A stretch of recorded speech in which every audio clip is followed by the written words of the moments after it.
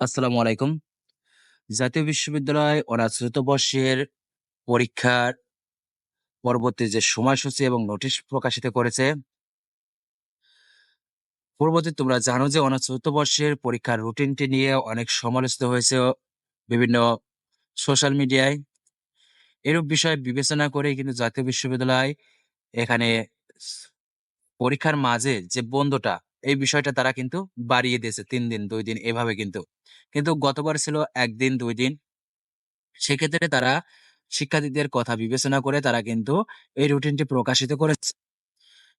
এখানে দেখো ১৯ তারপরে ২৩ তারিখ, তারপরে ২৬, ৩০ এক্ষেত্রে কিন্তু ভালোই কিন্তু এখানে ব্যবধান দিয়েছে ২-৩ দিন করে। সেক্ষেত্রে কিন্তু পরবর্তী সাবজেক্ট গুলোর আমরা কি করতে পারবো? রিভাইজ দিয়ে ভালোভাবে পরীক্ষা দিতে পারবো। এবং এই নোটিশটি কিন্তু পরবর্তীতে আবার চেঞ্জ হতে পারে। কারণ সামনে প্রাকৃতিক দুর্যোগ আ আসার সম্ভাবনা রয়েছে।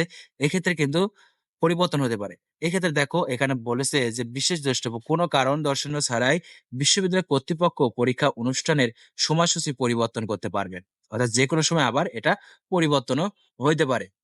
তবে যেটা আছে এইটা যদি আ থাকে তাহলে সবার জন্য অনেক সুবিধা হবে। এবং পরবর্তী আপডেট ভিডিও পেতে তোমরা অবশ্যই চ্যানেলটি সাবস্ক্রাইব করে পাশে থেকো। সবাই ভালো থেকো। আল্লাহ হাফেজ।